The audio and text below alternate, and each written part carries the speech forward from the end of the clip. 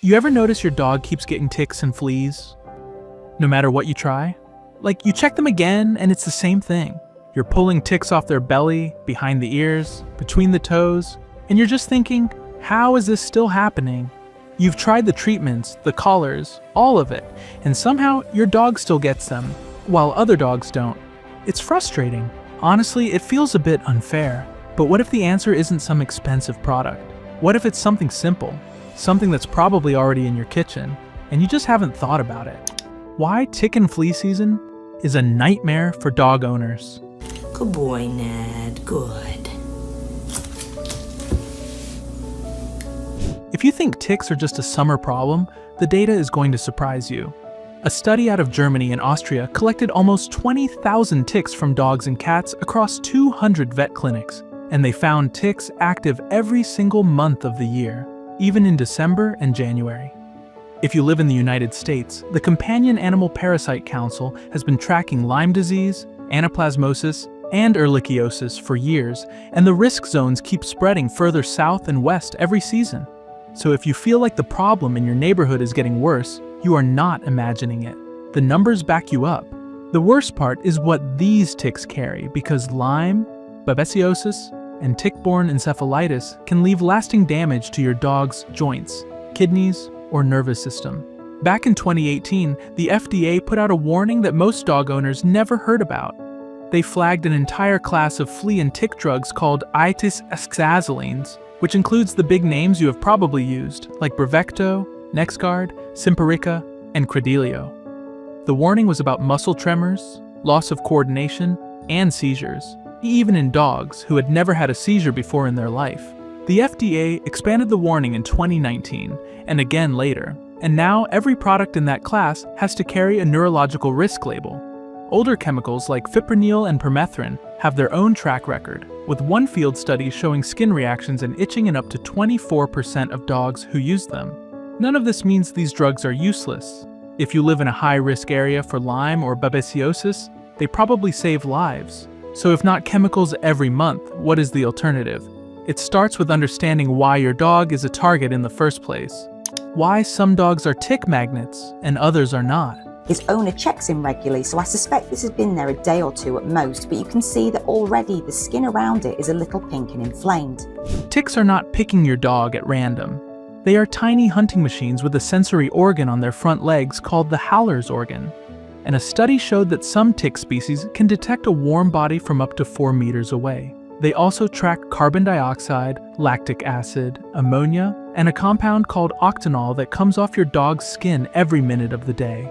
If your dog runs hot, pants more, or carries a lot of stress, they are putting out a stronger signal than the calm dog napping in the shade. Skin chemistry is the next big factor. Healthy dog skin sits at a pH around 6 to 7. But when the skin barrier is inflamed or out of balance, that number shifts and the bacterial mix on the surface changes. Each dog has a personal scent fingerprint, and that fingerprint is exactly what a tick is reading from a meter away. If your dog has allergies, dry skin, or chronic itching, that signal is even louder. You cannot change your dog's body heat, but you can absolutely change what is sitting in their food bowl right now. How low-quality food turns your dog into a parasite target.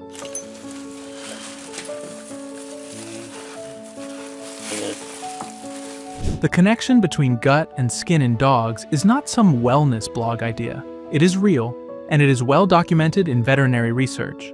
When your dog eats cheap kibble loaded with refined carbs, rendered meat meal, and a fatty acid ratio that is way out of balance, the gut throws off signals that show up directly on the skin. Coat goes dull, dandruff appears, the protective oil layer breaks down, and the volatile compounds your dog releases through their pores shift in a way that ticks find more interesting.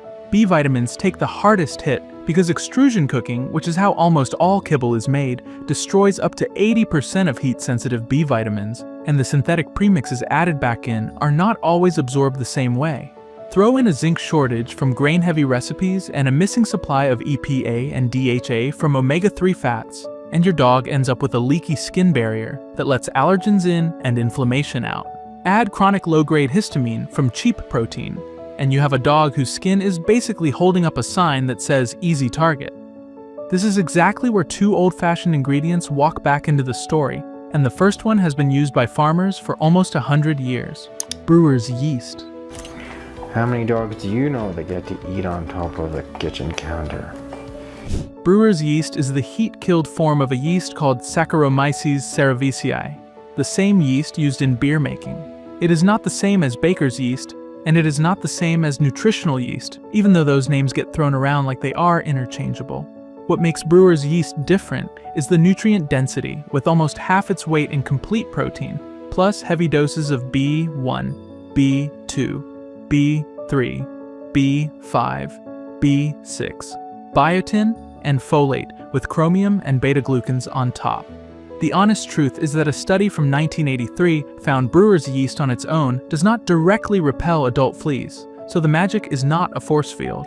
Coats get shinier, dandruff fades, and the dogs in that same 1983 study who got active brewer's yeast still had fewer fleas than the control group, likely because their skin was simply healthier and harder for parasites to settle into.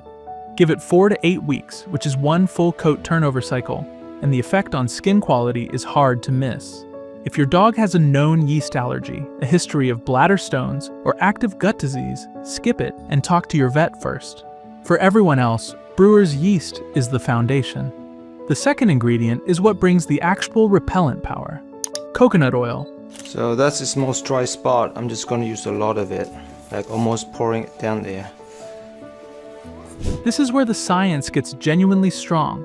Coconut oil is about half lauric acid, a medium-chain fatty acid that ticks find deeply unpleasant. A study found that coconut fatty acids gave more than 95% repellency against the Lone Star tick, and over 84% against the brown dog tick, with effects lasting up to a week.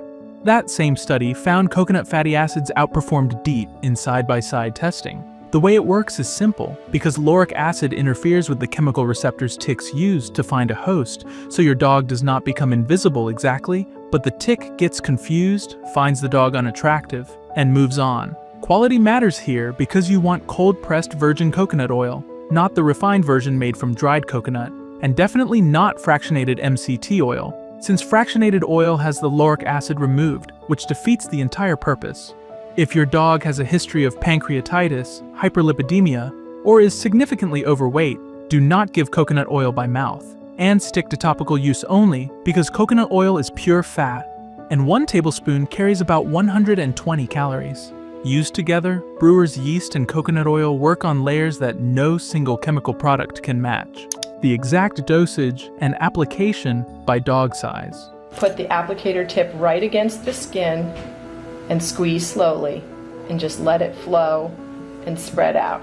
The combination of these two does not kill a tick already attached, and it will not stop Borrelia from transmitting if a tick has been feeding for 2 days. What it does well is lower your dog's overall attractiveness to parasites. Brewer's yeast rebuilds skin nutrients from the inside and calms inflammation that puts out parasite-friendly signals. Coconut oil coats the surface with a fatty acid that ticks try to avoid. Fewer ticks come close, fewer attach, and the ones that slip through are easier to spot during your evening check. For brewer's yeast, mix it directly into food once a day.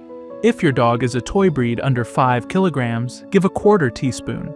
Small dogs between 5 and 10 kilograms get half a teaspoon. Medium dogs from 10 to 25 kilograms get 1 teaspoon. Large dogs from 25 to 40 kilograms get 1.5 teaspoons. Giant breeds get 2 teaspoons. Build up gradually over the first week to avoid gas or loose stools. For coconut oil by mouth, the working rule is a 1/4 teaspoon per 4.5 kilograms of body weight, once a day with food, and you can slowly increase to a maximum of 1 teaspoon per 4.5 kilograms if your dog tolerates it well, with most owners capping it at 1 tablespoon a day for large dogs. For topical use, which is where the tick repellent power really lives, soften 1 to 2 tablespoons of virgin coconut oil between your hands and massage it into the coat down to the skin, focusing on the spots where ticks always settle, which means behind the ears, jawline, neck, chest, armpits, belly, groin, base of the tail, and between the toes.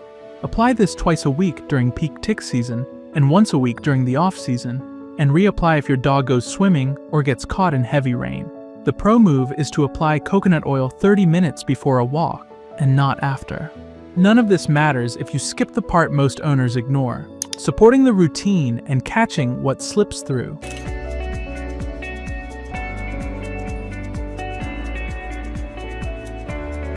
After every walk in tick country, run your hands through the coat against the grain and check the spots ticks love most. Borrelia takes 24 to 48 hours of attachment before it transmits, so a daily check buys you a real safety window. Babesia can transmit in as little as 8 hours, and tick-borne encephalitis transmits within minutes. Use a fine flea comb twice a week, wash dog bedding at 60 degrees Celsius weekly, and keep your lawn edges short. Add fish oil at around 50 milligrams of combined EPA and DHA per kilogram of body weight. Skip tea tree oil, pennyroyal, wintergreen, and concentrated peppermint or eucalyptus. Use brewer's yeast without garlic to stay safe. The moment you actually find a tick attached is the one that matters most. Wear gloves because Borrelia and other tick-borne pathogens can transmit through tiny cuts on your fingers. Grab fine point tweezers or a tick removal hook. Spread the fur, grip the tick at the mouth parts and not the body, and pull straight up in one slow, steady motion. Do not squeeze the body, because squeezing pushes the tick's stomach contents back into your dog. Disinfect the bite, drop the tick into rubbing alcohol, and keep it sealed for 3 weeks. Skip the petroleum jelly,